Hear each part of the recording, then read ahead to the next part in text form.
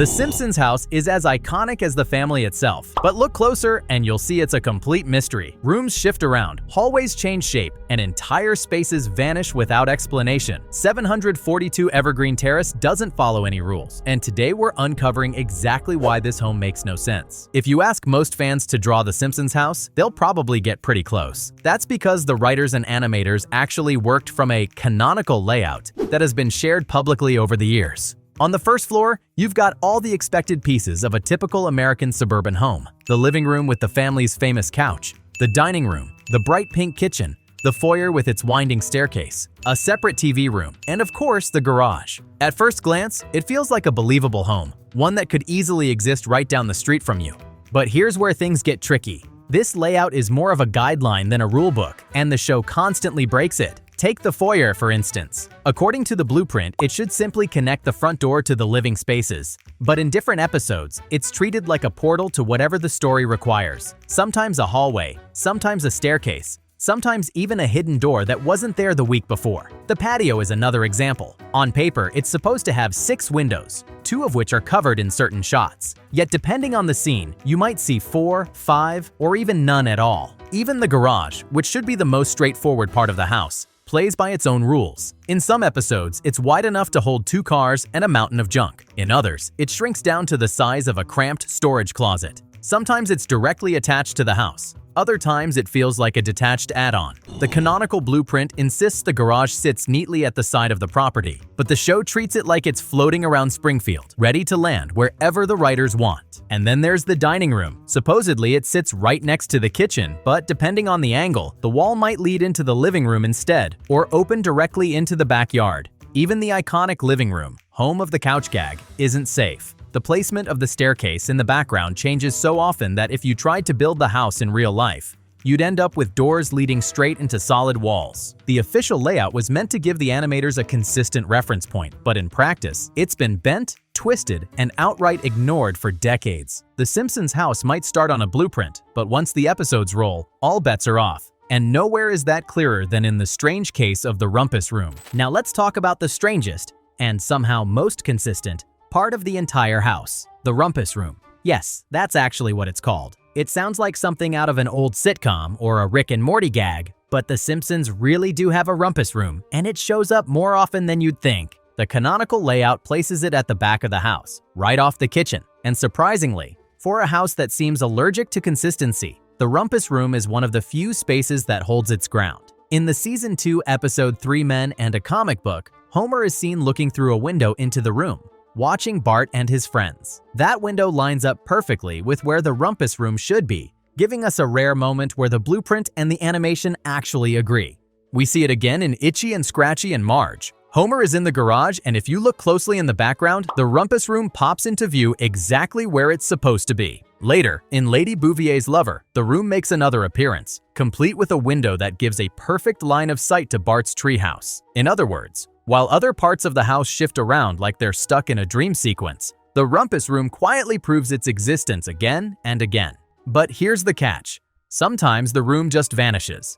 The hallway where the door should be will suddenly have nothing but a blank wall. In Lisa's Substitute, for example, the characters move from the basement up to the kitchen, and when they pass through the hallway, the Rumpus Room door is completely missing. In Duffless, the same hallway gains an extra mystery door at the end that no one can explain. Then, in the Canine Mutiny, that mystery door disappears just as quickly as it arrived, like it never existed in the first place. It's almost as if the Rumpus Room exists in a quantum state, there when the writers remember it, gone when they don't. Fans have joked that it's cursed, a kind of phantom room that Springfield's reality can't decide on. And yet, because it shows up just often enough and with just enough consistency, many fans defend it as one of the most real rooms in the house. In a weird way, the Rumpus Room is the Simpsons house in a nutshell. Sometimes logical, often chaotic, but always bending to whatever the episode needs. And if the Rumpus Room is the most consistent of the bunch, then the hallways are the complete opposite. These narrow stretches of the house are supposed to be simple connectors, a way to move from one room to another.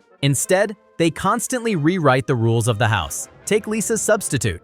In one scene, Marge and Lisa are in the basement. They walk upstairs, exit into a hallway, and then somehow end up in the kitchen. If you follow the house's official layout, That path makes no sense. They'd basically be walking straight through the garage, but the show plays it off as if everything's normal. And that's just the beginning. The main hallway leading to the Rumpus Room is infamous for changing shape like a living organism. Sometimes it has 2 doors, sometimes 3, sometimes none. In Duffless, you can clearly see both the Rumpus Room door and another mysterious door at the very end of the hall. Fans assumed this was the way to the basement, until another episode, the Canine Mutiny, erased it completely. One moment there's a hidden doorway, the next it's sealed shut like it never existed. Even the placement of doors within the same scene can contradict itself. A perfect example is Maggie dangling from the ceiling in one episode, where the hallway behind her clearly shows the Rumpus Room door in plain sight. But in the very same hallway in another episode, the door has vanished, replaced by a blank wall. It's like the house itself is gaslighting anyone who tries to map it. This constant instability drives fans crazy because the hallway is supposed to anchor the entire first floor.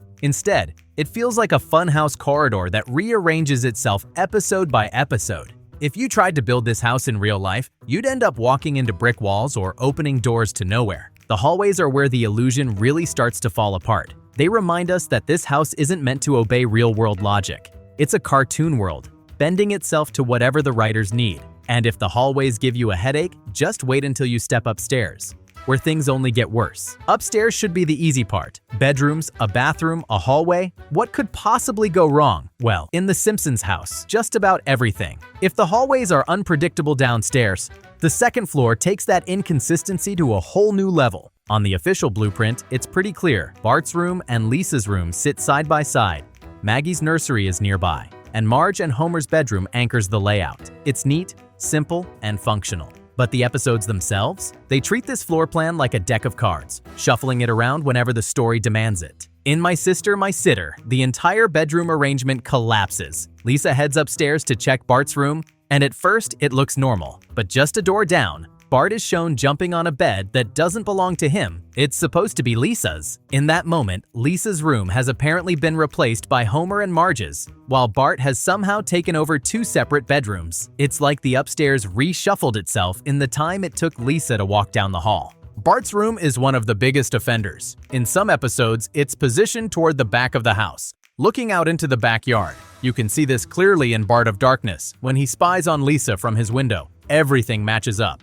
Until it doesn't. In the very same story, Bart peers out another window and somehow sees into Ned Flanders' yard. For that to happen, his window would need to be on the side of the house, not the back. Unless, of course, Bart's room decided to teleport when no one was looking. Lisa's room isn't any better. In Hurricane Nettie, her window faces the backyard, giving her a clear view of Homer lounging in his hammock. It fits the blueprint perfectly. But in Lisa the Simpson, her window suddenly faces the front of the house, overlooking the street. Without explanation, her room jumps from the back of the house to the front, like the walls have completely flipped themselves inside out. Even Maggie's nursery gets tangled in the shuffle. At times, it sits neatly beside Homer and Marge's room. Other times, it seems to move closer to Bart's, or even take over Lisa's position entirely. The only consistent thing about it is that it has a crib in it. Beyond that, it's a free-for-all. All these inconsistencies leave one obvious conclusion. The upstairs isn't a stable space. It's flexible. Like the animators decided it was easier to redraw the floor plan than stick to the rules. And while the shifting bedrooms might confuse fans, they're still nothing compared to the ultimate puzzle piece of the house, the basement. Unlike other rooms which at least pretend to follow the house's blueprint,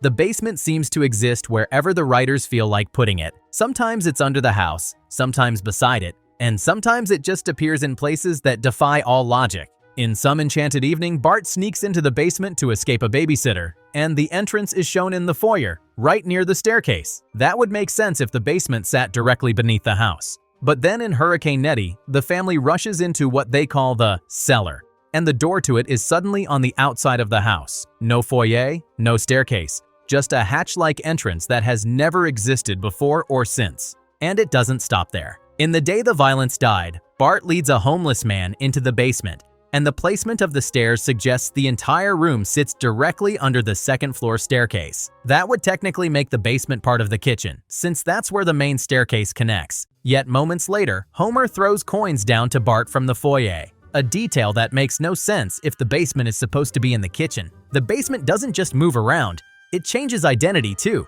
In some episodes, it's a cluttered storage room, crammed with boxes and tools. In others, it's big enough to look like an underground bunker, filled with appliances, furnaces, or even laundry machines that vanish and reappear between scenes. To make things worse, the writers sometimes call it a basement, and other times a cellar, like they can't decide if it's one room or two different spaces. And the biggest insult of all?